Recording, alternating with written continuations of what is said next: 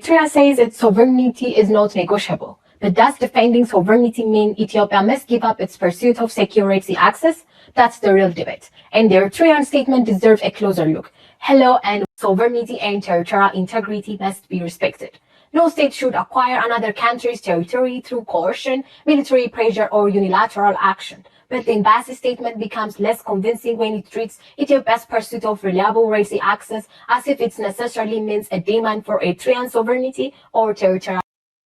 ብልጽግና ነታ በብዙሕ መንገዲ ዝምልሱላ ዘሎ ኣምባሳደር ናይ ኤርትራ ኣብ ኣሜሪካ ኣቶ ብርሃነ ገብሪ ሂወት ሼር ዝገበራ ወይ እውን ብመንገዲ ኤምባሲ ናይ ኤርትራ ኣብ ኣሜሪካ ብዛዕባ ተራ ናይ ልኡላውነታት ናይ ሃገራት ንምሕያል ከምኡ ድማ ኢትዮጵያ ብሽም ናይ ኣፍደገ ባሕሪ ዝብል ፅንፅዋይ ልኡላውነት ናይ ኤርትራ ንምድፋር ትገብሮ ዘላ ብግልፂ ድሕሪ ምቅላዖም እቲ ማስክናቶም ስለዝተቃልዐ ዘይከውን ኢራሽናል ነገራት ክኸውኑ ዘይክሉ ነገራት ከም መዛረባ ርእሲ ገይሮም ብዛዕባ ዲቤት ክገብሩ ይፍትኑ ኣለዉ ኦኬ ናይ ኤርትራ ልኡላውነት ክኽበርን ገለን ፅቡቅ እኳ እንተኾነ ግን ኢትዮጵያ ድማ ላንድ ብመሬት ዝተኸበበት ኮይና ኣፍደገ ባሕሪ ዘይምህላዋ ቅቡል ኣይኮነን ሕቶ እውን ክህልዋ ይኽእል ይብሉ ኣለዉ ኖ ሕቶ ሃሊካን ኣይኮነን ተዘረባ ልኡላውነት ናይ ሃገራት ትኽብር ዶ ኣይትኽብርን እዩ A very simple question. ልኡላውነት ናይ ሃገራት ብፍላይ ድማ ሕብረት ኣፍሪካ እንጊዱ ዘሎ ሃገር ከም ዝክገብር ከሎ ክንዲ ምንታይ እቲ ሕብረት ኣፍሪካ ሕቆ ዘይብሉ ሕቁ ፍሩስ ዝኾነ ትካል ምዃኑ በዚ ክትፈልጥ ምክንያቱ ብቐሊሉ ነዚ መንገዲ እዚ ክዕርዮ ዝኽእል ዝነበረ ሕብረት ኣፍሪካ እዩ ነይሩ ሕብረት ኣፍሪካ ኢትዮጵያ እንተዘይመቻእቶ ኢትዮጵያ ኣይኮነትን ፋንድ ትገብሮ በዓልኩ ትፈልጡ ኢሉ ናብ ኬንያ ወይ ናብ ካልእ ክኸይድ እየ ምበለ ግን ርሙዝ ዝኾነ ትካል ስለ ዝኾነ ብልፅግና ኣብ ውሽጢ ዓዱ ብድሮናት ህዝብና ጨፍጨፈ ከሎ ንልኡላውነት ናይ ኤርትራ ገለ ካብቲ ዝበሎ ኩሉ ግዜ ክደጋግመልኩም ያነ ቢካዝ we should never forget this ቀይ ባህርን ኢትዮጵያ ለማጣት 30 ዓመት ከዚያ በላይ የወሰደ ትግል ነበር ታውቃላችሁ በ30 ዓመት ትግል ውስጥ በብዙዎች ዝብርብ ነው ኢትዮጵያ ያጣችው ሌላ 30 ዓመት ያስፈልጋታል ብዬ ግን አላስብም ስለዚህ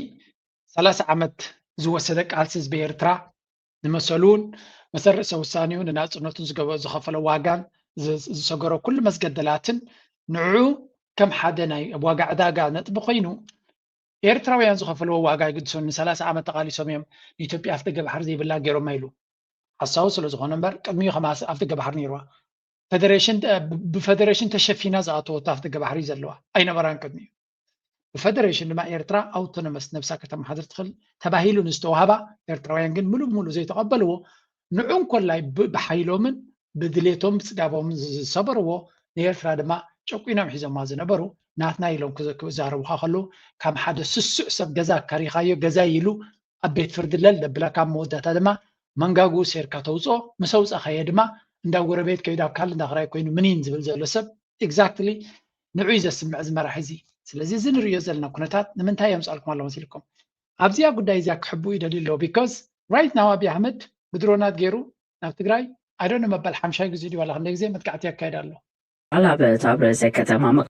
ታት መንግስቲ ፌደራል ኣብ ርእሰ ከተማ መቐለ ኣስታት 12 ኪሎ ሜትር ርሒቓ ትርከብ ከተማ ኩሓ ወረዳ እንድርታ ጣብያ ቀዳማይ ወያነ ቁሸት ዳንዴር መጥቃዕቲ ድሮን ከም ዘካይዱ መሰኻኽር ዓይኒ ካብቲ ከባቢ ገሊፆም በቲ ረፋድ ከባቢ ሰዓት 3 ፈረቓን ኣቆፃፅራት ሃገር ዝተፈፀመ መጥቃዕቲ ሓደ ሰብ ከም ዝሞተን ሓደ ድማ ከም ዝቆሰለን ቢቢሲ ካብ ምምሕዳርቲ ከባቢ ዝረኸቡ ሓበሬታ የመልክት ይኹን እምበር ኣመሓዳሪታ ወረዳ ኣቶ ከላሊ ሓጋዝን ግን በቲ ደብዳቤን ድሮንን ኣብ ሰብ ይኹን ኣብ ንብረት በፅሐ ሓደጋ የለን ብምባል ክብል ኣብ ፌስቡክ ገጹ ኣስፊሩ ሰራዊት ኢትዮጵያ ብዛዕባ ዝመጥቃዕቲ ዛጊት ዝሃቦ የለን ታት መንግስቲ ፌደራል ኣብ ርእሰ ሕጂ ብተደጋጋሚ ይነው ሕብረት ኣፍሪካ ኢዘ ጆክ ክብለኩም ከለዎ ከጋንን ኢለ ይኮንኩን ኢትስ ቃል በቃሉ ጆክ እቲ ሕብረት ኣፍሪካ ዋላቲ ዩኤን ዝበሃል ምክንያቱ ለንቀነ ዲቤ ሰላም ንክገብሩ ሓደ ፍሉይ ልኡኽ ሰዲዶም ነይሮም ሰላም ንክገብር ኣብ መንጎ ኣሜሪካን ኣብ መንጎ ኢትዮጵያን ፌደራል መንግስትን ትግራይን ሰላም ንክግበር ዝርርብ ንክካየድ ኣብ ካይሮ ኣብ ኬንያ ዶ ኣብ ገለዶ እናተባህለ ይዝረብ ቀኒ ኣብዪ ኣሕመድ ገታ ይገብር ኣሎ ንትግራይ መበል ሳልሳይ ግዜ ድዩ ራብዓ ግዜ ድሮናት ትሰድድ ኣሎ ምስ ፋኖ ኣብ ኢትዮጵያ ዲያሎግ ናይ ህዝቢ ዘተን ዝርርብን የካይድ ኣለኹ ይብል ኣሎ ነቲ ዘለና ፖለቲካዊ ፀገም ዘሎ ወታደራውን ገለም ጎነፅ 4,000 ዝኾኑ ኣበል ዝኽፈሉ ወላ ሓንቲ ቁም ነገር ዘይብሎም ሰብ ኣኪቡ ببوليتيكا من قدي فتحو يفتنا له خيلو هذا عبي شو دراما غير له عبايتا خنتا كاير له مت أنا سفح كوينات مسفانو دخلت الثلاثة جنبارات سمعوا بزي ተደረገው ውጊያ እንደምታስታውሰው በቅርቡ የማመር ተሰማ ምስራቅ እዝ ከፍተኛ ዝግጅት አድርጎ ይሄ የጮቄ ተራራ የፋኖ ዋና ይዞታ ነው። ይህንን ተራራ ከተቆጣጠርነውና የፋኖን ይዞታ ካወደምነው ፋኖ የሚባል ነበረ ስጋት ውስጥ እንደገቡና በዚህም የተነሳ ባለው የአየር ንብረት ምክንያት መልመድ ያቃታቸው በርካታ ወታደሮች ምድብ ቦታቸውን ጥለው መጥፋታቸውን የተገለጸው እንግዲህ 2 ሳምንትም አልሆነውም ያዝነው ተቆጣጠርነው ብለው በሜካናይዝድ ኃይል ታግዘው ውጊያ ያደረጉበትና ተራራ ሲደበድቡ ከርመው በመጨረሻም ተቆጣጠርን ያሉትን የጮቄ ተራራ ዳግም የለቀቁ የመምጣታቸው ሁኔታ አንድም ከአየር ንብረት ጋር በተያዘ በሌላ በኩል ደግሞ ፋኖ ሰሞኑን በከፍተኛ ሁኔታ በመልሶ ማጥቃት እርምጃ በመውሰዱ ነው። ይህን ማጥቃት አስረክበው ወደ ምድብ በአካባቢው ባለው ሁኔታ ተማረው የሚጠፉ ወታደሮች መሳይ ከመጀመሪያው እንታየውን ዝብሉ ዘሎ መሲልኩም እቲ እዚ ሰብ ዛዕቢ ዝበሃል ዘሎ ዝኾነ ይኹን ናይ ፖለቲካ ድራማ እንተገበረ እውን ክትኣምኖ ኣሰጋሪ እዩ። ምክንያቱ ኣብ መጠነ ከቢድ ዝኾነ ኩናት እዩ ዘሎ ምስ ኣምሓራ ምስ ፋኖሲ ከቢድ ኩናት እዩ ዘካይድ ዘሎ ፋኖ ድማ ኣብ ዝተፈላለየ እዋን ሕቁ ይሰግርዎ ኣለዉ። ሕቁ ምስባር እቲ ዝኸበደ ውድቀት ዘጋጥሞ ዘሎ ብሰንኪ እዚ ጉዳይ እዚ እዩ። ስለዚ ዳዮም ዝብሉ ዘሎ ኣብዚ ስትራቴጂክ ፌለር እቲ ናይ ብልፅግና ሰራዊት ዘጋጥሞ ዘሎ ዓብይ መጠነ ሰፊሕ መጥቃዕቲ ገይሩ ገለ ቦታታት ዘይቋፀር ፋኖ ግን ደቂ ዓድን ደቂ ርስትን ስለዝኾኑ እቲ ዓዲ ድማ ዓዶም ስለዝኾነ ኣበይ ከም ዝቁርቁርዎን ኣበይ ከም ዝሓንቅዎን ነቲ ሰራዊት ይፈልጡ እዮም። ስለዚ ንሱ ክንዲ ገለ ከምዚ ንኤርትራ ከይድ ከለውን ዝገብሮ ዝነበረ መዓት ጨምጨም ናበለ ዝኸይድ ገበል እዩ ዝመስል ኣብ ሓደ ቦታ ኮፍ ምስ በለ ፋኖ ብውሕድ መፅኦም ኣድብዮም ፀኒሖም ድዮም ተሓቢኦም መፅኦም ሓመዱ ንላዕሊ ይገብርዎ ድሁል ስለዝኾነ ሰራዊት ናቱ ድማ ኩሉ ግዜ ብዘይ ቁም ነገር ክበታትን ጥራይ ዝውዕል እዮም ዝብልዎ ዘለዉ። ስለዚ እጂ እውን እንተኾነ እነዚ ጮኮ ማውንቴን ዝበሃል ንምሓዝ ተደጋጋሚ ድፍትን ዘሎ እዮም ዝብሉ ዘለዉ። ታክቲካል ትራፕ ፋኖ ዩዝ ሉሬን ትራፕ እንታይ ገይሮም እቶም ፋኖ እዮም ዝብሉ ዘለዉ ከፊቶም ነብቲ ቦታ ኩሉ ግዜ ውግእ እቶም ንውግእ ዝፈልጥዎ ዝያዳ ከም ዝገልፅዎ ኣብ ትፈልጦ ቦታ እንድሕር ኮይኑ ማራ ይደዋፅኣካ ኣይኮነን ውግእ ሲ ዋላ ፀወታ ሜዳ ትፈልጦ ጥበብ ናይቲ ቦታ ትፈልጦ ትኮይንካ ኣድቫንቴጅ ኣለካ ኣበይ ቦታ ክትሕባእ ትኽእል በን ክትገብር እንታይ ክትገብር ትኽእል ፀላኢ ኣበይ ክትእትዎ ትኽእል ብዙሕ ነገር ክትገብር ትኽእል ኢኻ። ኣብ ልዕሊኡ ድማ ትክክለኛ ዕላማ እንተለካ ንቃልስኻ ድማ ኣዝዩ ኣገዳሲ እዩ። ዕላማ ዘለዎ እዩ ለይትን መዓልትን ብዛዕባ እቲ ዕላሙ ስትራቴጂ ደውፅእ ደመወዝተኛ እንተኮይኑ ንኸይመውት ክጥንቀቕ ክእል እዩ። ካብ ሓሊፉ ግን ክንደቲ ሂወቱ ወፍዩ ብዘይ ደመወዝን ብዘይ ዝኾነ ይኹን መፃኢን ዝቃለስ ዘሎ ክቃለስ ኣይክእልን እዩ። ኢትስ ጀስት ኢምፖሲብል። ስለዚ ኣቡ ኣብ መፃወዲ እትዮም ሓመድ ከም ዝገበርዎ እዮም ዝነግሩ ዘለዎ። ስለዚ ኢንቴንሽናሊ ነቲ ቦታ ከፊቶምሉ ከኣቱን ክሕዞን ገዲፎሞ ብሓራይ ኣበይ ከም ዝቁርቁሮ ፈሪጦም ቤላ ገይሮም ሃሪቦሞ ዝባሃል ዘሎ ክላይሜት ፋክተር government soldiers are accustomed to the extreme cold of the Choco peaks suffered from exposure and high desertation rate. ካልኣይ ነቲ ቦታት ስለ ዘይፈልጥዎ እቶም ሰራዊት ናይቲ ስርዓት እቲ ቦታት እቲ ጎቦታት እቲ ኣዝዩ ቁሪ ዘለዎን ዛሕሊ ዘለዎን እዩ። እቶም ደቂ ዓዲ ጥበቡን ኩነታቱን ይፈልጥዎ እዮም። ማስ እንታይ ይኸውን ኣብኡ ተወልዶም ዝዓበዮም እቲ ካብ ካልእ ካብ ደቡብን ገለ መፅኡ ዘሎ ልክዕ ከምዚ ካብ ሱዳን ናብ ኤርትራ ዝመፀ ወይ እውን ካብ ኬንያ ናብ ኢትዮጵያ ዝመፀ ገለ ጌርኩም ሰድዎ። ምክንያቱ ኢትዮጵያ ዓባ ሃገር ስለዝኾነ ብደቡብ ዘሎ ብዛዕባ ክልል ኣምሓራ ዝፈልጦ የብሉን። ስትሬንጅ ቦታ ናብኡ ክመፅእ ከሎ እቲ ኩነታት ኣየር ክከብዶ ይኽእል እዩ። ብኡ ድማ ብረትካ ገዲፍካ ምህዳምን ነፍሰይ ኣውፅእኒ ኣገባብ ክኸዱ እዮም ዝረኣዩ። ብኡ ድማ እቲ ስዕረት ናይቲ ስርዓት ኩሉ ግዜ እና ሓየለ ዝመፅእ ዘሎ እዮም ዝብሉ ዘሎ። ብሓፈሻ ብዙሕ ክሳራታት ከም ዝገጠሞት ብልፅግና እዮም ዝነግሩ ዘለዉ። ድሽካታት ዓበይቲ ስናይፐራትን ሞርታራትን ወታደራውያን ሬድዮታት ብሬናት ብዙሕ ነገር ከምኡውን ብዙሓት ምሩኻት ክሕዙ ከም ዝኽኣሉ እዮም ዝነግሩ ዘለዉ። እዚ ድማ ፋኖ ኩሉ ግዜ ዕጥቅን ስንቅን ካብ ክስቶ ያምፅኦ ዋላ ካብ ጎረቤት ያምፅኦ እንታይ ዳ ኣቢ ዝገዝኦ ንክልቲኦም እዩ ንሰራዊቱን ንፋኖን ንኦላን ንቲዲኤፍ ንኩላቶም ዝዕጥቕ በዓል እዩ። ለጋስ ዝኾነ መንግስቲ ሃገር እዩ እዚ። ኤርትራ ከማን ውግእ ስለዘየላ እምበር ዕጥቃ ኣብዴት ምገበረት ነይራ። ኣብ ውግእ ስለዘየላ እምበር ዕጥቅስ መቐየረት ነይራ እያ። ምክንያቱ ለጋስ ዝኾነ መንግስቲ እዚ ኩሉ ግዜ ኣብ ውግእ ኣትዩ ተዓዊቱ ስለዘይፈልጥ ነቶም ንኣሽቱ ገበል ከም ዝኾኑን ሓያላት ከም ዝኾኑን ዝገብር ስርዓት እዩ ኩሉ ግዜ። እዚ ድማ ፉሹል ፖለቲካ ስለ ዘለዎም ፉሹል ፖለቲካ ኩሉ ግዜ ፉሹል ወታደራዊ ዓቕሚ ዝፈጥረልካ። ምክንያቱ ወታደር ብፖለቲካ ትክክለኛ ፖለቲካን ዕላማ እንተሎ ጥራይ ሓያል ወታደር ክህልወካ ዝኽእል ዕላማ እዩ ሰብ ዘቃልፁ። ዕላማ ናቱ ቅኑዕ እንተደይ ኮይኑ ንኣብነት እጂ ክነግረኩም ሕፅር ኣቢለ خير كوين نخنقركم إيرتراويان إذا حجي ويريدنا زلو زنا أبي عندنا تزيه لنيرو نابزخوني يخون إثيوبيا كوينات بفتسم إيرتراويان بدقفون يرتو كوينات هكذا مزرعة ساكت بقى أنا إذا أبي أي بحرن قالن كيف ولا خلو إيرترا سوم تجيران هو واحد كتحق زي أنت زبها ليرو دقف مرخبة لكم تحاسبوا سبعي ما حق زون ويون سبسي أبغنتي سراويتاي مغنن أبي أحمد قال عشان زلزقونه نيرتراويان ناي موداتا أبغز يملسن هذا قنون زيرا أنا يو عندنا لولاونت ناس بس فترة أبزوا نزي أبي أحمد كشنكرولو كل سبيز دلي سلمتاي بحر سلفان تاي ترفاي عامسي نمبر كل خو قبرون كل نجار زبلو رينا سلزلنا عامن ترخي برمان خو قبرو بحر زبل سركب زي كونه نزب زي حالي نعهاك حالي الكايكلني سو إزي نفسه زخالي أقد داسي وداينا نرزلنا فانو أبتن كيف سيخول لدرونة تقداي بعلو كودو وداديو كم زلينا نرزلنا ندابل تقدنا حفرت يبلو مني لكم عندك زي دقاق ما خطولون يوم نفيلد مارشال كمقسوه خلو ريوه ملي هوتو وتدرنا ستوفي تاريخ وتهدرا فيلوزوفنا إثيوبيا دما زغير يبلو ولوسو ክብር አጥልቀው ኖሯል። በዚህ መለዮና ባንዲት ባንዲራ ስር በሰራዊት ውስጥ ከታችኛው እርከን በኢትዮጵያ ታሪክ ከፍተኛ ወታደራዊ ማዕረግ እስከሆነው የፊልድ ማርሻልነት ደረጃ ደርሷል። ፊልድ ማርሻሉ ከኤርትራ ጋር በነበረው የዘጠናዎቹ ጦርነትም ሆነ ኢትዮጵያ ሰራዊት ተሳትፎባቸው ስሙን አንቱ ያስባሉት አህጉራዊና ዓለም አቀፍ የሰላም ማስከበር ተልዕኮችን በበላይነት ከመሩት ቁልፍ መኮንኖች አንዱ ናቸው። ይህ ከታች የሰራዊቱ እርከን አንስቶ እስከ ማዕረግ ቁንጮ እስከሆነው ፊልድ ማርሻልነት የዘለቀ ወታደር ቤት ቆይታ ለመለዮ የመታመን ለሀገር ክብር ዘብ የመቆምና በሀገር ክብር የመከበር ህይወትን መርቷል። ይህ የእርሳቸው ህይወት ተሞክሮ በሆድና በህሊና መካከል ያለውን እልቆ ቢስ ርቀት መትሮ ያሳያል። نبحكيهم بعمق قدس تنوزلو نتزلو تاريخه وقعزو نبحكي كاب تحت تبقيسو نلع لزديبه مراحيهم زلوزلو بتازر بوم ترينا يا انتايم زلوزلو ترجم الله زنقسن نغوسي زبرقص حيي زبلزلو مستركو خينو موقع جميرو هيدرغو تادر نيرو ابير ترا خيدو ابتغراي كيدو تماريكو دحريو ناي هيدرغو تادر كوين ايتم زمارخو وتادر كوينو نعسر عامتات تغالي سمسو يهارب مسو دغه ناي ملس وتادر كوينو ناي ابو وتادر كوينو فيلد مارشال زي معرك حسو يقصلالو ابي احمد توريدو جولا قصل مخان فلوتيو مغنياتو ابغاغسو يخاطفل كل غزي كاب تحتي تبقس برقص تماريخو سلا تبقسه كبات خفوت مصيت خلنا قالوا كله اتس اوكي ስለዚህ አብይ አህመድ ክትንቀጥራ ይዘሎ አብይ አህመድ ተጣሊዩ ፊልድ ማርሻል ክወይ ኮንን ግን ወላ ዋርዲያን ተገሮ መቅጽል ይሱ ዕድመን ተለማ ሶ በታዘረባናቶም ጥራይ ታሪክ ሃዮምሲ ምዝመፀ ንጉስ ከቃለስ ጸገም ዘይብሉ ስርዓ መራሕ ምዃንዮም ዝነግሩ ዘለው ለከ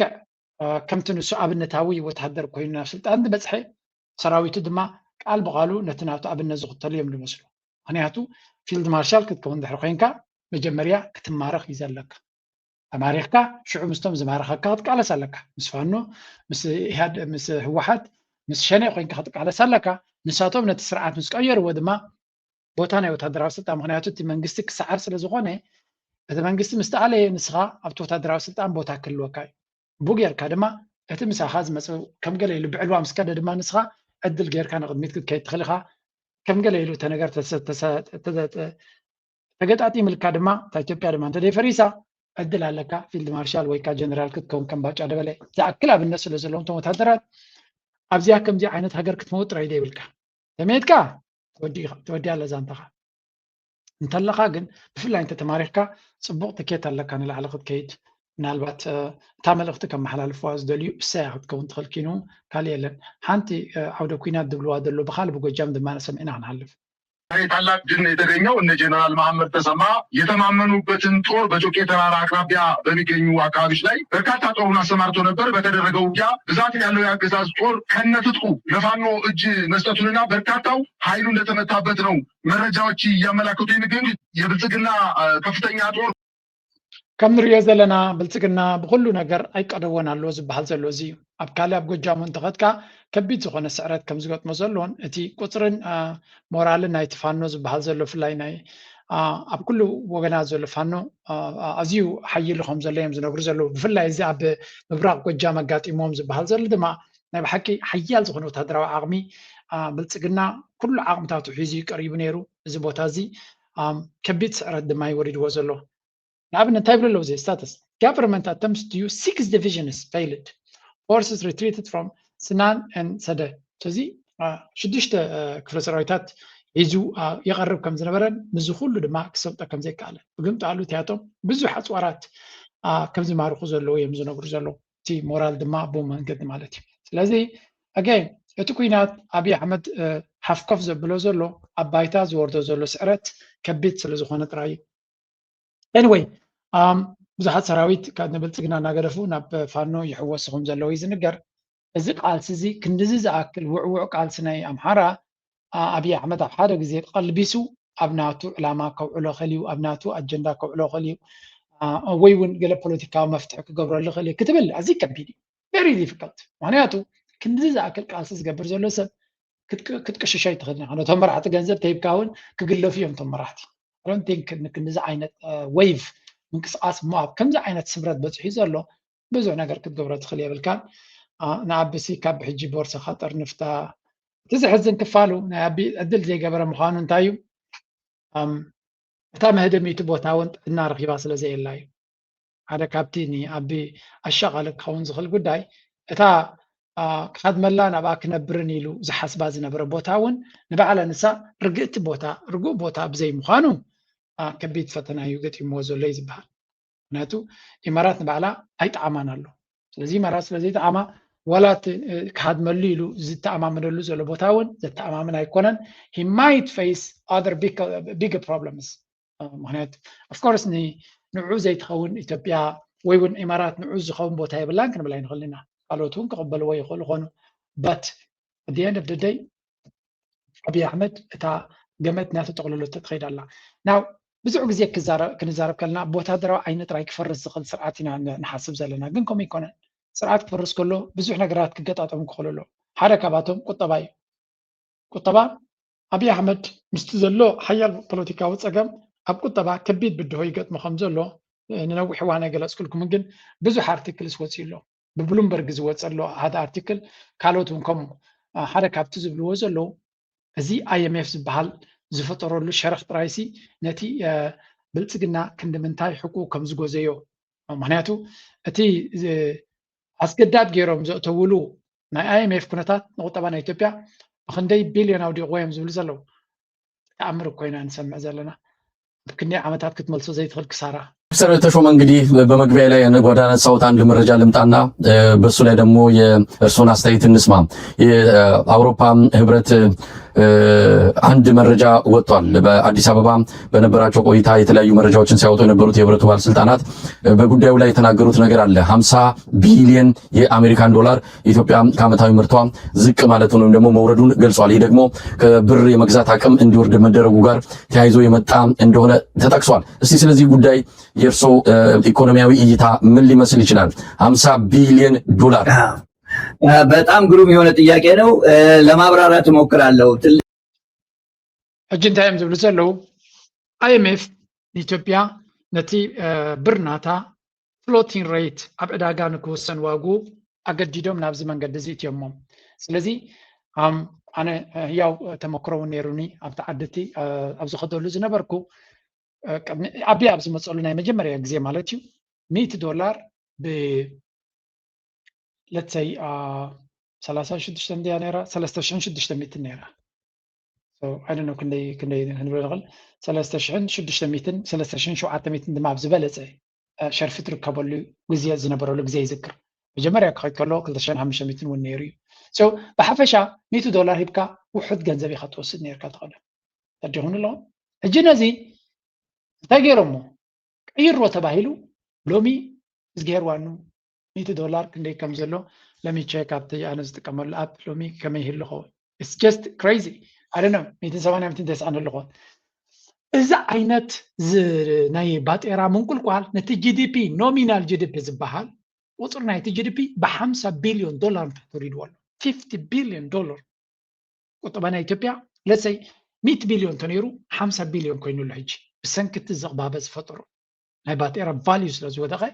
قطبانا إثيوبيا 5 بليون دولار كابتناتو ዝልክዓሉ ዝነበረ ጎዲልኩም ዘሎ ዝነገር it's a disaster ግን again IMF ስለ ዝገበሮ nobody cares about this ትንሽ ጥንቃቄ ያስፈልጋል በኔ በኩል ምክንያቱም ይሄን ለማስረዳት ትንሽ ከበድ ስለሚል ግን እሞክራለሁኝ በኖሚናል ይባላል ወይንም በተመሳሳይ ዋጋ እንደማለት ያህል ነው 50 ቢሊዮን ወደ ታች መውረዱ ግልጽ ነው ታይቷል ይሄም የሆነበት የኢኮኖሚ ምርት ጠፋ ማለት ሳይሆን የተመረተው ኢትዮጵያ ውስጥ ያመረተችው በጠቅላላው በዶላር ሲታይ ማለት ነው በዶላር ሲታይ ወደ ታች ወርዷል ማለት ነው ይሄም የሆነበት ምክንያት ከዲቫሉዌሽን በኋላ ነው የምንዛሬውን ዋጋ ወደ ታች እጂ ኢኮኖሚስት ስለዝኾነ ነቲ ጉዳይቲ ከጋጌ ጥንቅቕ ኢሉ ዝገልጾ ዘሎ እቲ ቫልዩ ናይቲ ቁጠባ እዩ እምበር እቲ ኢትዮጵያ ብኩሉ ደረጃ ከሲራ ክንብል ዘስምዕ ነገር ኣይኮነ ምክንያቱ እቲ ቫሉዌሽን ንሓደ ነገር ሲ ኖሚናል ክትብሎ ከለካ ገዛ ክራይካ ንኣብነት 1500 እንድሕር ኮይኑ ዶላር ቫሊ ናቱ እናጎደለ ከይድ ከሎ 1500 ይብሉካ እንተሎ 1500 ኣይኮንካ ትኸፍል ዘለካ ትሕቲኻ ትኸፍል ዘለካ ፐርቼዚንግ ፓወር ናይ ምግዛእ ዓቕሚ ናይቲ ገንዘብ እናጎደለ ስለ ዝኸይድ ዘሎ ናይ ኢትዮጵያ ድማ ብሰንኪ ዝተፈጠረ ናይ ዶላር ቫልዩ ባጤራ ናቶም መሬት ስለ ዝዘበተ እቲ ቁጠባ ናቶም ብዶላር ክልካዕ ከሎ ብ50 ቢልዮን ዶላር ጎዲሉ ከም ዘሎ እዩ ከረዲ ዝፍትን ዘሎ ኦል ኢን ኦል ዋላ እኳ እቲ ኖሚናል ቫልዩ ንብሎ ብዙሕ ሽማዊ ቁፅሪ እንትኾነ እቲ ሪል ቫልዩ እቲ ዝቁፀር ሪል ቫልዩ ኤንድ ኖሚናል ቫልዩ ኢልና ንፈላለዩ ኣብ ቁጠባ እቲ ኖሚናል ማለት እቲ ብቁፅሪ ዝልካዕ እዩ እቲ ሪል ማለት ግን እቲ ትክክለኛ ንሱ ዘንፀባርቆ ማለት እዩ ብሓፈሻ ኣብቲ ኖሚናሊ ኢትዮጵያ ኣብተን ላዕለዎት ጂዲፒ ዘለወን ኣብ ኢትዮጵያ እንተ ነይራ ብ50 ቢልዮን ጎዲሉ ስለ ዘሎ ሕጂ ኣብቲ ሊስታ ንታሕታን ቆልቂላ ኣላ ማለት እዩ ስለዚ ኢትዮጵያ has shifted from viewing sea access as a taboo topic to a matter of survival for 100 so diplomatic shift Ethiopia's I don't know ተፈላለየ ኣርሳት ትራንስሌት ገይሩለይ ስለ ዘሎ ኣብዚ ነተን ቅድሚት ዘለዋ ጥራይ ስለ ዝገለፅኩልኩም እዩ ብሓፈሻ እታ ናይ 50 ቢልዮን ናይቲ IMF-ን ክልቲአን ተሓሒዙ እዩ ዝዛረብ ዘሎ እቲ ኣብይ ኣሕመድ ናይ ታክስ ናይቲ ናይ ኢንፍሌሽን ናይ ዝቕባበ ይፈጢሩሉ ዘሎ ኣብ ልዕሊ ህዝቢ ሓደ ካብቲ ፖለቲካዊ ቅልውላው ኣናኢስካ ክረአ ዝኽእል ከም ዘይኮነ እዮም ዝነብሩ ምክንያቱ እቲ ህዝቢ ስኩዊዝድ ኮይኑ ኣሎ ተጨቢጡ ኣሎ ከምኡ ድማ IMF እንታይ ገብረሎ ይብሉ ኣለዉ ብዙሕ ኢንካም ጀነሬት ክትገብር ኣለካ ብዙሕ ታክስ ኢንካም ከተምፅእ ኣለካ ይብሉ ኣለዉ ስለምንታይ ነቲ ዕዳ መኽፈሊ ወርሓዊ ወይ ከዓ ኣብ ኮርተር ዝውሃብ ስለ ዘሎ እቲ ገንዘብ እቲ ድማ ፕሪንት ክገብሮ ዘይኮንካ ተዳ ካብ ታክስ ኮሌክሽን ብትክክለኛ ኖርማል መንግስቲ ኣታውናቱ ካብ ታክስስ እዩ ወይ ወርቂ ሸይጡ ድዩ ካልእ ማዕድናት ሸይጡ ክረክቦ ክኽእል ኣለዎ ተዘየለ በዓልካ ፕሪንት ጌርካ ትገብሮ ቅቡል ኣይኮነን ብIMF ኢንፋክት ፕሪንት ክትገብር እውን ኣይፍቅዱልካን እዮም ስለዚ ንኩሉ ህዝቢ ልዕሊ ዓቐኑ ታክስ ክገብረሉ ክኽእል ኣሎ ምንታን ነተን ዘድልያ ዘለዋ ወለዳት ክቅርበሎም ቡ ገይሮም ድማ ንዕን ተቐሪቡ ተወሳኺ ዕዳ ይህብዎ ማለት እዩ መመሊሱ ድማ ንሱ ኣብቲ ናቶም መፃወድያ ይኣቱ ልክዕ ከምዚ ብኢንፊጅን ዝንቀሳቐስ ሰብ ኢንፊጅን ክትህቦ ኩሉ ነገር ዝሸጠን ሸይጡ ነተን ገንዘብ ናይ ኢንፊጅን የምፃልካ ስኻ ኢንፊጅን ትቦ ፅባሕ ንጎ ድማ ተመሳሳሊ ሰርክል ቪሽስ ሰርክል ኣብኣ ዝነብር ከማያ ኮይናቱ ዘላ ይብሉ ናው ኣብይ ኣሕመድ ሓንቲ ባክኣፕ ፕላን ኣላቱ ኩሉ ዝንሪዮ ዘለና ቀሊል ኣይኮነን እቲ ጉዳይ ግን ሓንቲ ባክኣፕ ኣላቱ እሳ ድማ ገለ እንተኾነሲ መህደምሲ ክህልዎ ይፅዕር እቲ መህደሚ ክኾነ ኢሉ ዝፅዕሮ ዘሎ ሃገር ድማ ኢማራት እዩ ፀገም ኢማራት ንባዕሉ ኣይጣዕሞን ስለ ዘሎ እዩ ለስና ኣብዚ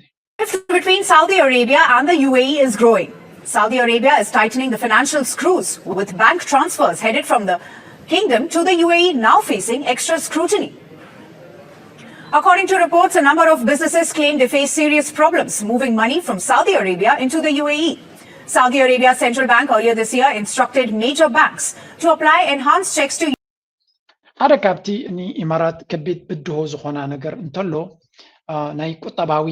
ናብቲ ንቡር ቁጠባ ንኽትመለስ እዩ ለትሰይ ፃዓዱ ወይ እውን ካልኦት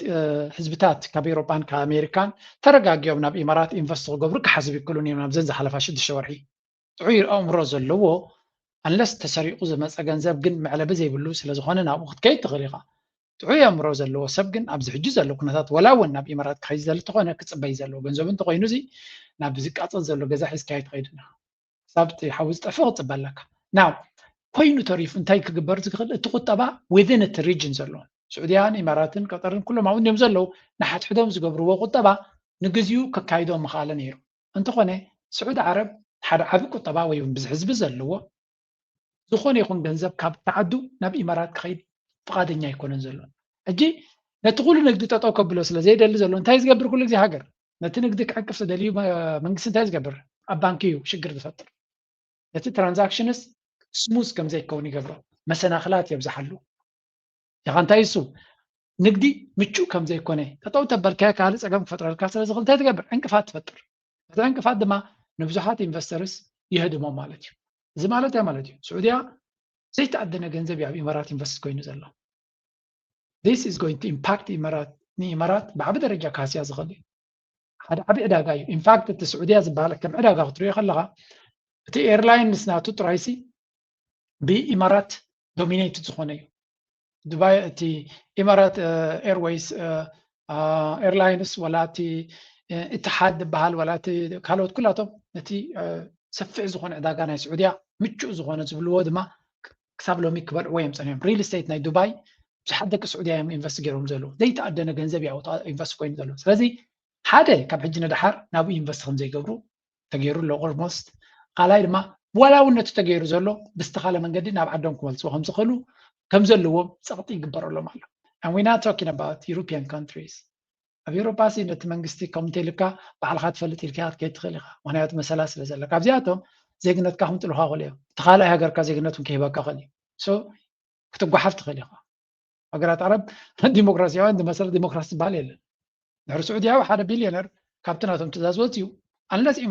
ኢማራት ዜግነት ክትቦ እንተደይ ኮይና ስዑድያ ከተፍሮ ናይ ግድን እዮ ሰጥለጥ ኢሉ እዩ ምስኦም ዝኸይድ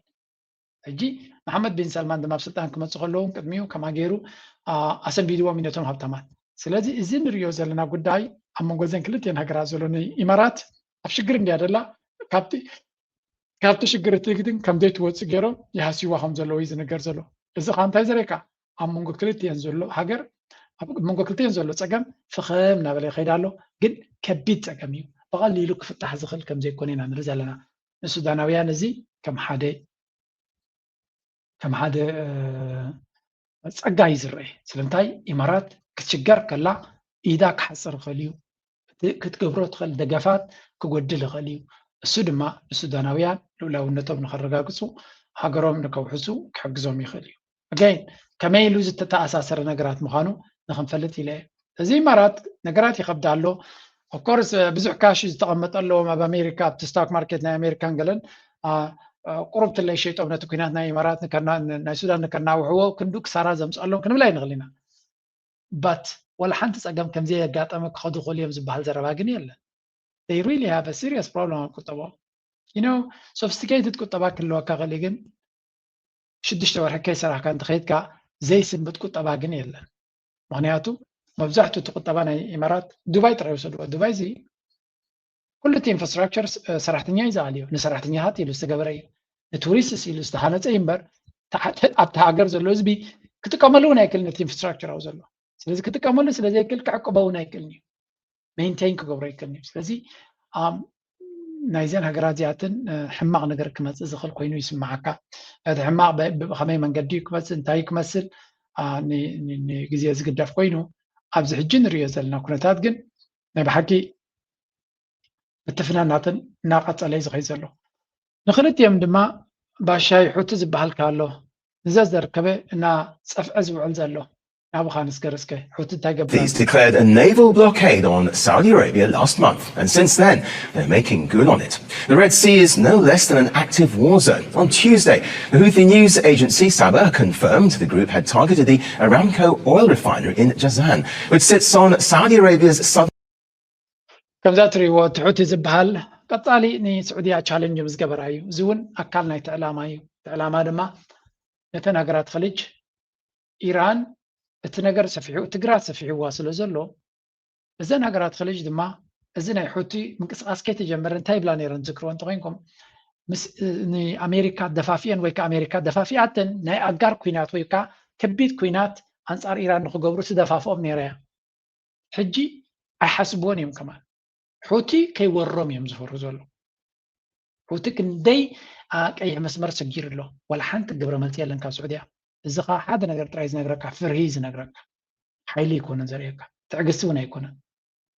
سعودية هذا حيلي كارمكا تجميرو قبر ملسة تدهيبكا كم زغز الفلوتيو مغنياتو بمسرتو حتى أقام تلو زلوي زهر بكا زلوي سخونة أقام على النسبة زلوي جي قلت من قد الله كانت تسقم ويبطولا افتحيو ويبغلزم كافتحيو أبطولا خد كيد أيتدلني خا أتليس أي ترأينكم أب حيلي دي ما يفتن كان سلازي تقول داي نحوتي تبوظ وانا مالسي خايب كذا لا سعودي حوتي دي ما كغلت ليك ساماس سخونة يكون تشالنج ويكا بتأولاديو بحيدي سخونة زبدو حيلي كساب زمنسي كغلت ليو سعودية دما أبز كبيز بلا من كراغوريا زلا ولا حجزي إمارات حريمات ولد اللاون حوتي يروى كون خليو حوتي زقبرها إيران يتحتتلونيا هناتو حوتي نفسه زخالي حيلي سلا زغوني نفسه زقبرو نفسه ترايز يحتتلي يمزولو كوينو تريفو إذا قد دايزيا نابي ياخد كيد انتاي يكون مسألة تهريلكا إذن هقرات خليج كبيت زغوني فتناي زلون إن فاكت بعد السعودية كان مهر تسفى مغرات اتغير بحر قريفا كالا أمارات سيداليا خمزة اللوايز نقر كالا الترناتيف بقى بمريت جيركاديو ببحر بعمان جيركاديو قال جيركا ندادو تشوطور لمن قديهم زدلو زلو سلمتاي تكونتات محاورون بزينا إيران فقط أمريكا كتطحنو ما يدخلنا بزينا إيران فقط دما كجبار زغل بزوح نجر كله يكلني إذن كلته وش ما تحرموزن قيح بحري لوكير كيوم السعودية بزوح نجر كجبري كلني أوف كورس بسويس كانال جيرون كل اليوم كشطوا يوم سلمتاي التندادي يدلس له زلا بداقة ولا كل التبلك ولا نعم بقى عزيز وسخلو التندادي أبزوان زي يدلس له زلو زجاج الكيت سني أبزوان زي نحاول رجل بخمسة من قدي شيء كخت عوض يدخلنا سلزي إيران بس قليل مثل استراتيجياتها نعلم ملو يا أكتر بلاد تزلا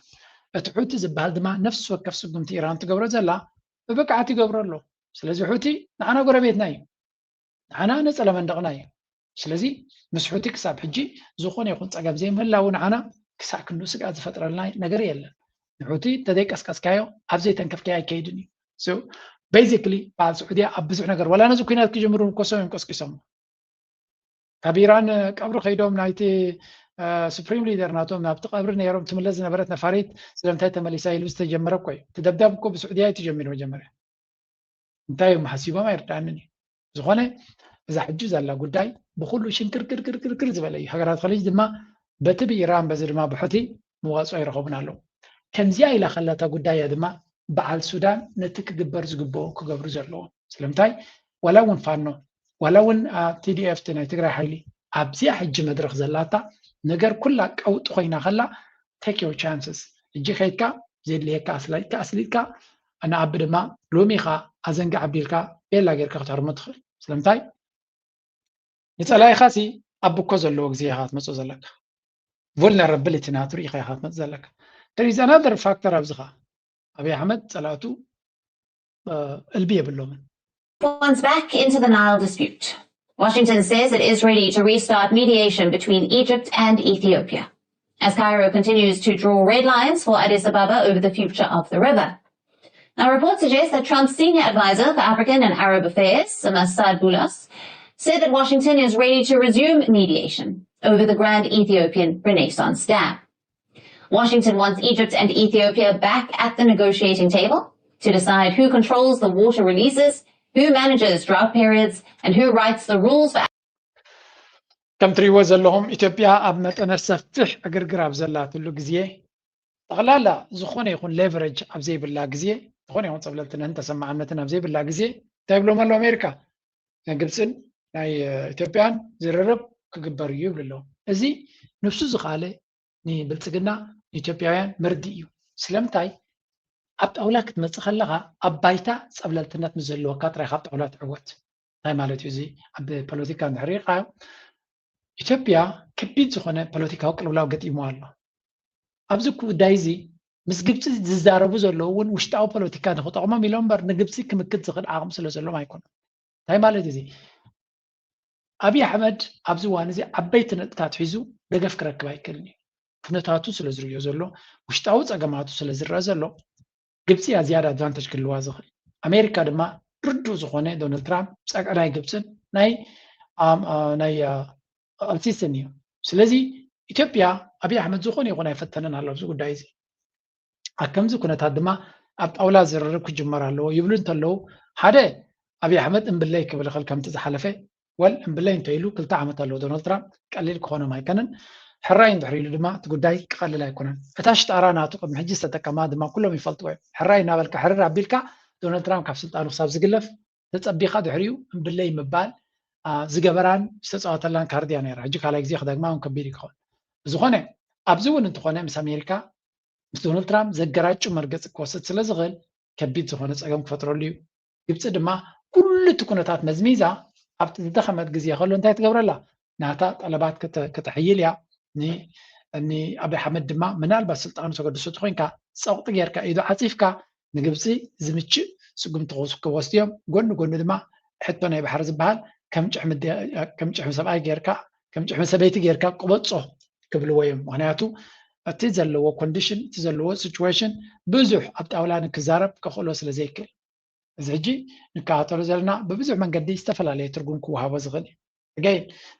ዶናልድ ትራምፕ ካብ ድራማ ክወፅእ ስለ ዘይከኣለ ክሳብ ሕጂ ክንምንታይ ግዜ ሂቡ ነዚ ጉዳይ እዚ ከዘራርቦም ይኽእል ኣብ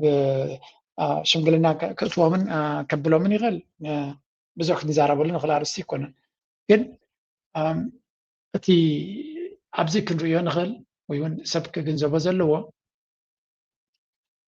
ግብፂ ነዚ ሕጂ ዘሎ ኩነታት ክምዝምዝዎን ክጥቀምሉን ክፍትን እዮም that's always how it works ሓደክ ንናቱ ፖዚሽን ማክሲመም ክጥቀመሉ እዩ ዝፍትን ካልእ ኣብይ ኣሕመድ ለንቀነ ኣደኖ እንታይ ወሪድዎ ብዙ ዜና እዩ ዝወፅእ ዘሎ ካብቲ ዓዲ ናይ ኣምባሳደር ናይ ስዑድያ ናይ ጣልያን ጥሪ ዝወሎ ይበሃል ኣሎ ፐርሶና ናን ግራታ ኢሉ ነቲ ኣምባሳደር ናይ ጣልያን ካብ ኢትዮጵያ ቀልጢፉ ንክወፅእ ኣዚዝወሎ እዮም ዝብሉ ዘለዉ እንታይ ገይሩ persona non grata Ethiopia expels the Italian ambassador and Rome does not react ambassador na Italian ተሰዊጉ ጣልያን ድማ ወይ እውን ሮማ ድማ ፍሉይ መልሲ ክትብ ኣይተራየትን ብሎ so the ambassador ነዊሕ እውን ኣይገበረን has been declared by Ethiopian government and forced to return to Rome timeline he was expelled in August 2020 just 10 months عسرت ورح تراي جيرو أبى عسرت ورحو كابتن بياتسو يقول له Italy's reactions surprisingly the Italian foreign ministry and Minister Antonio Tajani have remained silent. Italy has not applied the principle of reciprocity, expelling Ethiopia's ambassador in return. اللي أنك يقول له ولا حنت قبل ما تساعبون ديك سرق دي ترغيب غير نتا ambassador ناتهم انتي كد سرق كله جو يمو مچم ambassador ما إيطاليان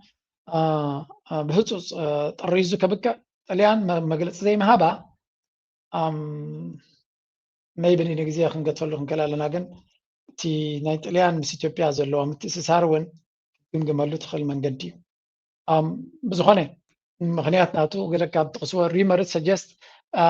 Fabrizi was expelled because he attempted to clean up corruption within the Italian embassy. Oh boy.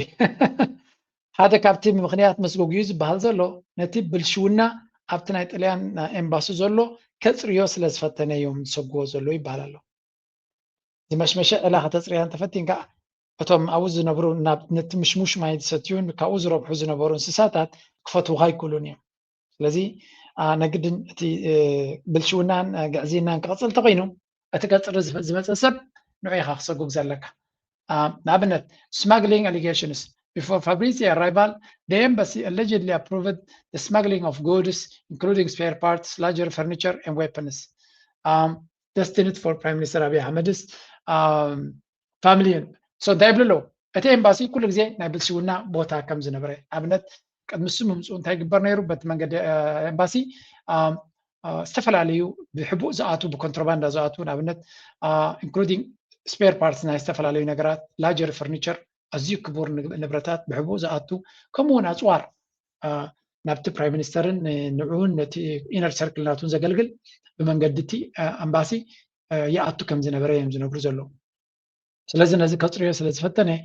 أيام زعلي وزلهم بر أوشت أو بوليتيكاناتهم سلازم أتوهم أيقونن يم زلو كمون نتفيزا نتناي من قد فيزا ون كتريه حسيبني يربح فابريتي outsourced visa application to a private agency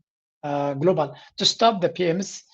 entourage from using pressure or bribery to obtain Italian visas. تغيروا نتي نا فيزا مسرح كابتن باس اليو نابتم global companies بالزي FMS بحالو نابم سديدو اذا كانتايو اتي ابي احمدن تناتو سركلن استفل عليه بالشونان غزينا نتتكمينا ايطاليان فيزا نتوم ناتو سركلس كم زرحو بيغبر نير نو تطون مبال دما كابن بتبلوم نفس سالسي اكل دو تسدد سالسي اكل دما بغباب سلتسرح نسخه تطو كتبلو تخلي بلالو the no factor Fabrizi reportedly refused to let anyone walk over him making enemies both in the Ethiopian government and among certain Italian interests ስለዚህ በዚህ ጣሊያናዊ ዝኮነ ይኩን ኣብ ልዕልዩ ኣሽከዓላል ንክፃወት ዝኽእል ስለ ዝኸልከለዮም ሰውይጎሞ ዘለዉ ይበሃላሉ ማለት እዚ ብወገን ኢትዮጵያ ንብልሽውና ንግዕዚና ክጥቀሙላ ይፍቀደሎምን ከምኡ ናብ ጣልያን ዘለዉ ገለገለ ካብኡ ዝረብሑ ዝነበሩ እውን ንክልቲኦም ስለ ዝባሰ እዩ ካብ ስልጣኑ ክስጎግ ተገይሩ ይብሉ ኣለዉ ናይ ግዕዚና ባህል እንተለካ ከምዚ ዝኾን ከፅርዮ ኢሉ ዝመፀ እውን ኣይዕወተሉን እዩ أمودتا unnatural alliance fighting has reportedly resumed between federal government كمان ما تكال تي قعزينا نايتي هجر أبكبيت كوينات يا حمزلان أبكبيت لا أجر زل هجر كم زع عين السجون تتوسط مهلاوا زجرمي تتلي عندما أنت زي مبالو it's just تليان زبال ساعة كندي بإثيوبيا زتنبرك هجر مخانو رايحة تقدم تدخل كابز مالتي so ነገራት ከመይ ኢሎም እናተሸናኸሩ ይቕፅሉ ከም ዘለዉ ጥራይና ንሪአኩም ዘለና it's just unbelievable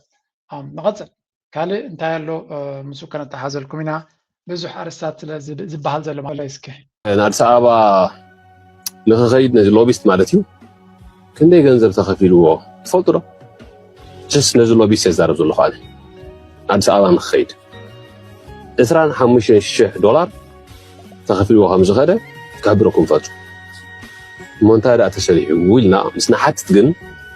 ما ملس يلن بشكل أن نسرح لنا تمزي رأينا لك أبميديا نهي تقارو وسيخة يحارسوا من بروباغاندا هذا فايدا يقولوا الزم زلو جزاوين مراحتي نهي جنبار كم نجار كوكو غبريو أمريكا محساب نعيد سلالي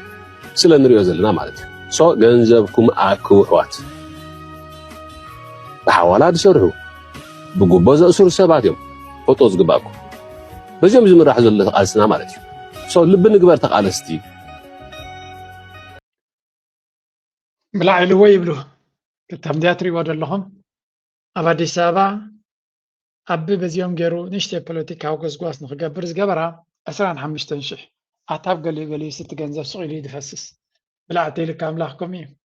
تقريمي زلو كمين زبلو عايش شفتير لي ودي أتزياتهم سكمل أبي يمنيرهم كم حاجة ده يفلتهم زنبركو كله كلاينت سنتي تقابلوا لي زياتهم تراي كقصلوا لي اللهم زي مسل درباين عن رزلناتي لوبيست زبال زل مالتي it's very very sad كندي جره لبا بايتا خستيرا أب تراك ليتم عالت الناس رحت تكتاكسا ناس أجابتهم توزع لا جنزب ملاقت ناي شلام قليبان كوين اللوجن مريج أخاص لزخنة بزح كنا بلا نخلي لنا دي people choose جنزباميو نا بخميات فو ودما نعم زملكاتيو and some people genuinely think this guy can be a leader خير الله كمرحبكم يا حدا معلتي مغنياتو أمريكا دا أمريكا نوعيات رزلا إثيوبيا دا نوعيات رزلا أبي لكم من دحريلاتكم سي باي ذا واي تاشمو كبوني رومي لهم ميدي تا سارفي مزنا يغمبار اجي كل زغبر زنبر سارفي سناي بينا تاكيبو تايت عينيركا هندي سمعوا هانيرم قال ما لزبلو قدات مالتي اجي ابكم ندحرمتيهم سنتايم كغبرو اجي حدا غزي انتاي يالو مسيلكم ابزي اشالنات نايت بوليتيكا ناي ايرترا I don't know نتي كلام انقصاصات يكاتل ودا يكاتل نفلتني like أمريكا مثل منقص إيرترا يسرح كم زول أي بس حمدي يقولون تحبريتها منقص زي مثل إيرترا بزح approaches قبل كم زول بس منقصتي تي ሰይጥንዎስ ዘለዎም መንግስቲ ኣሜሪካን ዘበናት ድማ ክቅይራ የትብሉ ነበረት መንገዲ ቀይራ ስትራቴጂ ናታ ወረቀት ፅሒፋ ነዲፋ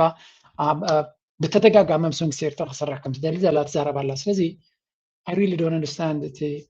ኣብ ኢኮ ቻምበር ይብልዎ ኣብ ሓደ ከበሮ ሓሓሪንካ እቲ ከበሮ ጥራይ ዝስማዓካ ኮይኑ እምበር ኣሚን እቲ ሚድያታት ናይቲ ናታቶም ክንምንታይ ተፈላለዩ ከም ዘሎ በዚኻ ትርኢ ዘጅን ውፅኢት ናቱ እንታይ እዩ ንሪኢልካ ብቀሊል ዝበለ ክትርድኦ ትኽእል ኢኻ ፖለቲካ ናይ ኤርትራ ኣብ ኢትዮጵያ እንተኣትዩ መቃብር እዩ ኣብ ኢትዮጵያ እንተኣትዩ ኣብ መቃብር ከም ዝኸደ ጌርኩም ሰድዎ ካብኡ ዝወፅእ የለን ስለደይ ይመሃሩ ዳይ እምበር ፖለቲካ ናይ ኤርትራ ኣብ ኢትዮጵያ ኣትዩ ኣይፀርን እዩ ባዕ ገይሩ ሞቱን ቀብሩን ያባይ ዝኸይድ ስለዚ እታ ናይ ኣብ ተስካሩ ጥራይ ይራኽቦም ናብ ኢትዮጵያ ዝኣተዎ እሞ ከዓ ኣብ ዘበነ ኣብይ ኣሕመድ ብግልፂ ንኤርትራ ክወርር ዘሊ ዘሎ ኣብ ኣቲኻ ተገምጢልካ ሕጂ መራሒ ኮይንካ ክትመፅእ ክብሉ ከለዉ ሲ I'm shocked but hey everybody can dream ሕልምታት ናፃ እዮም ከምኡ ኢኹም ትብል ኣብዚ ናተይ ቻነል ክሓልም ይኽእል ሰብ ሕልምታቱ እቲ ሕልምታቱ እንጆይ ክገብሮ ዝኽእል ክሳብ ዝኾነ እንጆይ ክገብሮ ይኽእል እዩ ኩሉ ዝኸይድ ዘሎ ፖሊሲ ናይ መንግስቲ ኢትዮጵያ ክምተት ኢኻ እቲ ናይ ቃልሲ ሃዋህው ባይታ ከመይ ትግምግሞ ምክንያቱ ቅድሚ ሕጂ ንስ ከዓ ብዙሕ ተመክሮ ኣለካ ናይ ኤርትራ ውድባት ይኹን ወታደራዊ ሓይልታትን ካልእ ናብ ኢትዮጵያ ነይሩ እዩ መንሰብቲ ቅድሚ ሕጂ ዝነበረ እዚ ሕጂ ዝሰዓት ዘሎ ብኸመይ ኢኻ ትግምግሞ ሎሚ ዘሎ ዶ ይበልፅ ወይስ ከመይ ናታ ገምጋም ዘሎ መጀመርያ ብኡ ክንጅምር ኣገዳስነት ይመስለኒ ግዜ ምክንያቱ ብዙሕ ዲቪዥን ይፈጥር ስለ ዘሎ ብዙሕ ነቲ ቃልሲ እውን ዝሓናኽሉ ነገራት ይፈጥር ስለ ዘሎ ኣብዚ ጉዳይ እዚ ንፁር ዝኾነ ስእሊ ምሓዝ ኣገዳሲ ይመስለኒ ሂስቶሪካል ፐርስፔክቲቭ ናቱ ከዓ ምርኣይ ኣገዳሲ እዩ ኣብቲ ዝሓለፈ እዋናት ዝነበረ ቃልሲ እቲ ሓደ ከም ነጥቢ መዐቀኒ ዝነበረ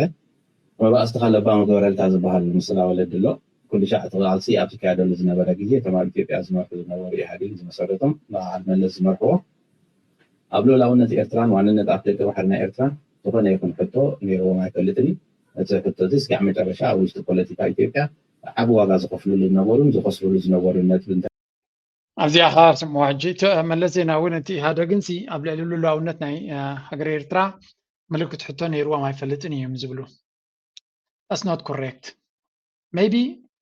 መለስ ምስ ኣቢ ከነወዳድሮ ይንኽእል ኢና ስፔሻሊ ኣብቲ ሕቶ ናይ ሉኣላውነት ናይ ኤርትራ ምክንያቱ መለስን ኢህኣደግን ንኤርትራ ንኸጥፍዋ ኩሉ ዝከኣሎም ገይሮም እዮም ምናልባት ብወቅዒ ሉኣላውነት ናይ ኤርትራ ምልክት ሕቶ ይገበሩን ብወቅዒ ባሕሪ ናይ ኤርትራ ንኢትዮጵያ ኣይበሉን እዚ ግን it could not be genuine ካብ ፅሩይ ልቢ ዝብገስ ኣይነበረ ምክንያቱ ንኤርትራ ጥፊእኻ ባዕልኻ እታ ዓባይ ትግራይ ትብል ንኸተተግብር ክጥዕመካ ስለ ዝኽእል እዩ እምበር ንህዝቢ ኤርትራ ንሉኣላውነታን ኣገዲስዎ ወይ እውን ንዑ ዓጂብዎ ከም ዘይኮነ ፍለጡ ነይሩ ካብኡ ናብኡ ግን ንመለስ ምስ ኣቢ ከተወዳድሮ ከለካ እንተት ካልእ ኩሎም ሓደ እዮም ንዓና እንተወሓደ ግን ንሉኣላውነት ናይ ኤርትራ ኦፊሻሊ ፓብሊክሊ ቻለንጅ ስለ ዘይገብሮ ወይ እውን ስለ ዘይከሓዶ ኣብ ልዕሊ ንሱን ኢሊት ናቱን ዝሓስብዎ ካሊእ እዩ ኢሊት ናይ ኢትዮጵያ ካብ ጥንቲ ጥቅምቲ ሓደ ሓሳቦም ናብ ህዝቢ ኣውሪድካ ሕፅበተ ኣእምሮ ንሉኣላውነት ናይ ሃገር ንምድፋር ሕፅበተ ኣእምሮ ከምዚ ናይ ኣቢ ሕሱር ፖለቲካ ክትገብር ምኽኣል ግን ናይ መወዳእታ ደረጃ ናይ ክፋእ ስለ ዝኾነ መለስ በዛ ሕቶ ናይ ሉኣላውነት ክትሪኦ ከለካ yes to some extent he has truth ሓቅነት ኣለዎ ይባ ግን መለስ ንኤርትራ ሉኣላውነታን ኣኽቢሩ ኤርትራ ምስኣ ተኸባቢሩ እንታይ ይብል ኣብ ድሕሪት ነቲ ተቃውሞሲ መለስ ሓጊዙሲ ክልተ ሃገራት ናፃ ኮይንና ክንሰርሕ ይደልየና ነይሩ ዝመስል ዘረባ ይዛረብ ክኸውን ከም ዘይክልካ ፍሉጥ እዩ ኩሎም ሓደ እዮም ሎሚ ሓደ እዮም ፅባሕ እውን ሓደ እዮም ጥራይ እንታይ ስኻ እንታይ ኢንተረስት ናትካ ንሕና ከም ኤርትራውያን ከምቲ ንሳቶም ኣጀንዳኦም ክጥቀሙ ነዞም ዝተፈላለዩ ተቃውሞ ክጥቀሙ ዘለዉ መንግስቲ ኤርትራ ድማ ኣብ ዝተፈላለየ ክጥቀመሎም ጥራይ ዘሎ ተጠቂሙ ግን መወዳእታ ሕቶ ኣብ ኤርትራ እቲ ክግበር ዝኽእል እምበር ምንዚኣቶም ኮንትሮል ጌርካ እዚኣቶም ልቢ ገይሮም ፅቡቅ ነገር ክፈጥሩሉ እዮም መተረጋጊያ ክነብር እየ ኣነ ኢልካ ብዙሕ ክድግሰሉ ትኽእል ኣርእሲ ኣይኮነን ኣወፅን Miss World Eritrea, Sanit, welcome to Vietnam. We're so excited to have you here. You're the very first woman to ever represent Eritrea at Miss World. That's a huge feat. And your work for inclusive education was inspired by your younger sister. What would you like to say to her right now? Again, thank you so much for having me here. It's such a privilege to be able to represent my beautiful country on this wonderful stage. And for those of you that don't know, my younger sister has Down syndrome. And I would love to say to her, thank you Thank you so much because a big part of the woman I am today and the purpose I carry is because of you. I wish you could see yourself through my سنيت أمسيس وولد نيرترا نمجمريا إرتراويت وعرو أمسيس وولد نيرترا توكل زلا كوينا غريبة زلا I'm not sure دهر هجت مساخت ودادر تخل ديا همان يتراتر يعني تتصباغا ناتا نقول نقدفو تصبغت يا سنيت سو نقول نقدفو تصباغسي أبزغون بوتاون كركب زغديو لبونا ناتا قن نيرترا سلا توكل زلا قليكم كن she is absolutely smart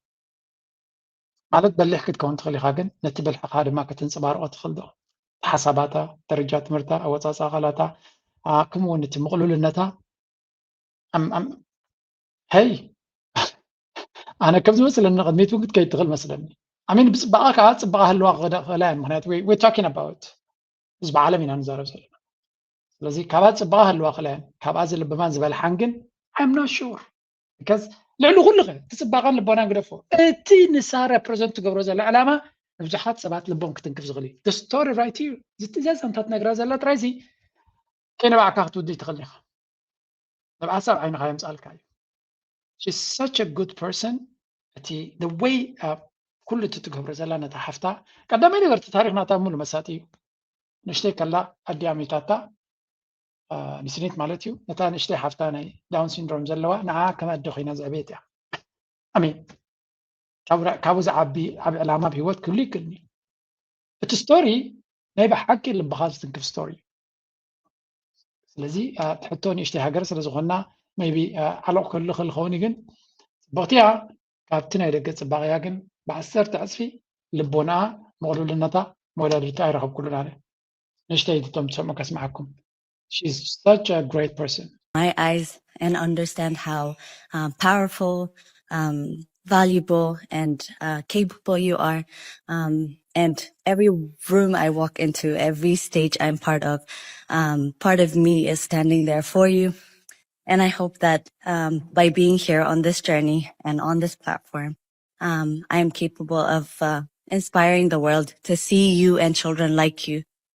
just the way I do. Thank you so much. You and I share this connection, this bond with our sisters. I have a very already ልቡ ተንኪፋቶ ኩሉ እዚ ኣነ ዝገብሮ ዘለኹ ዝኩሉ ኣብ ስቴጅ ይኹን ኣብ ዝኾነ ቦታ ዝበፅሖ ዘለኹ ንዓኺ ኢንስፓየር ክገብር ንዓኺ ክሕጉስ ንስኺ ዝሃብከኒ መንፈስ እዩ ናብ ዘብፅሓኒ ዘሎ ስለዚ የቐኒየለየ ትብላ ዘላ I hope ተሓፍታ ክሰምዖ ልዕሊ ኩሉ ግን እቲ ስቶሪ such a powerful story ማለት እቲ ካልእ ከም ድሌትካ ክትዛረቦ ትኽእል ኢኻ you have to sell yourself ኣነ ካብ ኤርትራውያን ከማንቲ መብዛሕትና ኤርትራውያን ንፉዓት ዘይኮና ኣሎ ኣርስቲ she has learned the skill of selling herself ስቶሪ ናታ እቲ ዛንታ ናታ ታሪክ ናታ ሲ in such ብበልሕ ብመሳጢ ጌራ ክሸጦ ክኢላ ኣላ ሓሳብካን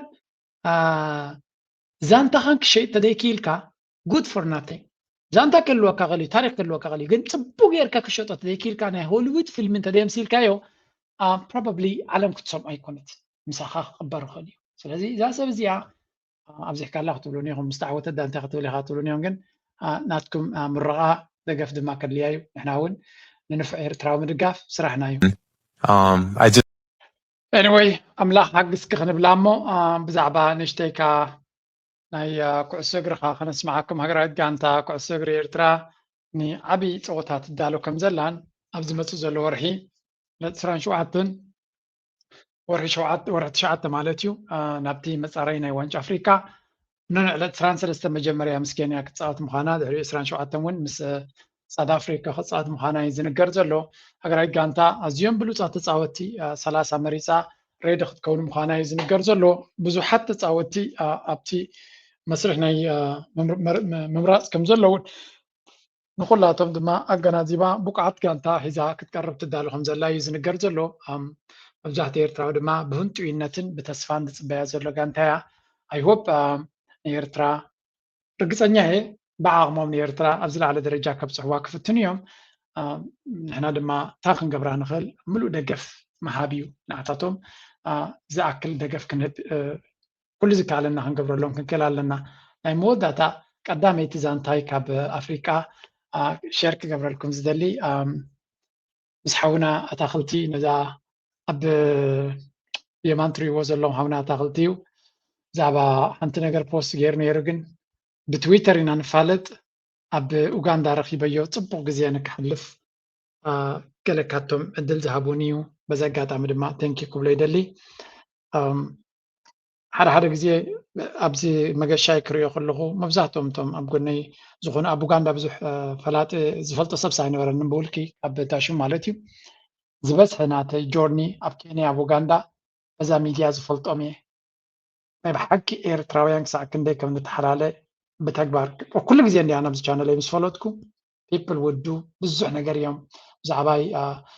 ክሕግዞኒ ዝፍትኑ ይርያኒ ገሊኦም ቀፃሊ ንፅልየልካ ኢና ብስድራና ፀሎት ንገብረልካ ኢና ሂወትካን ናብራኻን ጥጡዕ ክኾነልካ ይብሉኒ ካብዚ ዓቢ የለን ካብዚ ዓቢ ህያብስ የለን ብዙሓት ድማ ዝተፈላለዩ ዓይነት ምክርታት ይቡኒ እጂ ድማ ኣብ ኣፍሪካ ምስ ከድኩ ድማ ብኣካል ብብዙሓት ስለ ዝረኸብኩ ኣይ ዋዝ ሾክድ በቲ ዝግበረለይ ዝነበረ ሓልዮትን ሓደ ግዜ ድማ ኣብ ልዕለይ ዘሎ መጠናውታዊ ንዓይኒ ይገርመኒ ነይሩ ኣነ እውን ነብሰይ ብከምኡ ደረጃ ሳይጥምታኒ ብዙኾነ it was such a great time ምስ ኣታኽልቲ ዘሕለፍናዮ ግዜ ድማ ሓደ ካብቲ ናይ ብሓቂ ደስ ዝበለኒ እዩ ኤርትራውያን ክሳዕ ክንደይ ዓንቢቦም ከም ዘለዉ ክርኢ በቂዐ ኣለኹ ብዙሕ ነገር ክነገረኩም ክፍትነ ምክንያቱ ብዙሕ ኤክስፒሪንስ ገይረ ስለ ዘለኹ ንግረ መንገዱ ብዛዕባ እዚ ናይ ኣፍሪካ ኦፕን ፎር ቢዝነስ ዝብል ፅብቕቲ ብዛዕባ ንግዲ ናይ ኣፍሪካ ፅሒፍ ስለ ዝነበረ ግዜ ከይዳት ስለ ዘላ ኣብ ካሊእ ክገልፃ ብሓፈሻ ግን በዚ ኣጋጣሚ ኣታኽልቲ ሓውና ታንኪ ቨሪ ማች ክብሎ ይኽእል ንኩልኻትኩም እቶም ዝረኸብክኹም በብመድረኹ I will mention you ጽቡቕቲ ስእሊ ክናትኩም ክረክብ ስለ ዘለኒ anyway እቶም ኩሉ ግዜ ኣብ ጎነይ ኮይንኩም ኣብ ዝኸድክዎ ምስቲ ኩሉ ዘሎ ፀገማት ኣብ ጎና ደው ኢልኩም ትሕግዙናን ነቲ መደባትና ትከታተሉን እትድግፉናን ድማ we are always grateful እቲ ቻነል ብዘይ በኣኹም ትርጉም የብሉን ማለት ኣነ እቲ ቪድዮ ክገብሮ ክእል እየ ክልተ ሰብ እንተዝርእይዎ ነይሮም ክንዱ ፅልዋ ይምሃለዎን ንስኻትኩም ናራኹም ላይክ እናገበርኩም ሼር እናገበርኩም ናብ ካልእ ስለተብፅሕዎ እዩ ዝኾነ ትርጉም ዘለዎ ይኮንኩን ኢንፋክት ኣብ ኬንያ ወይ ኡጋንዳ ክረኸቦም ከለኹ ሲ ነቶም ፈሎወርስ ናተይ ሲ ፈሎው ክገብረኩም እየ መፅአ ይብሎም ነይረ ሓቂ ድማ ከምኡ እዩ ኣዝማች ኣዝ እዩ ንዓይ ፈሎው ትገብሩ እንደሎም ኣይ ወነ ፈሎው ዩ ቱ ስለዚ ኣብዚ ቻነል እዚ ሓደ ዓቢ ሓደ ንእሽተይ ዘይኮነስ እቲ ትሕዝቶ እቲ ቻነል ዝዓቢ ሳለኹም እዩ ካልእ ትርጉም የብሉን there is no ego here እዚ ቻነል ዝዓቢ ዘሎ ክትዕብይዎ ስለ ዝመረፅኩም እዩ ኣየድልን እንተልኩም ድማ ከተንእስዎ ትኽእሉ ኢኹም it's all on you media ነቲ ዘገልግሎ ዕላማ እዩ ህዝቢ ድማ ነቲ ዕላማ ኣሚኑ ክሕግዞ ክዕብዮ ይኽእል ከንእሶ ይኽእል ዝኾነ እቲ ሚድያና ናብ ዝለዓለ ደረጃ ንክሰግር እውን ተስፋታት ስለ ዘለዎ ኣብ ዝኾነ ከይበፅሐ ክንዛረባ ይንኽእልና ብዙሕ ተስፋታት ኣሎ ናይ ሎም ኣርእሲ ኣብዚ ጉዳይ ላይክ እናገበርኩም ምስቲ መደባትና ቀፅሉ ኩሉ ግዜ ደግፉና ናይ ሎም ኣርእሲ ጉዳይ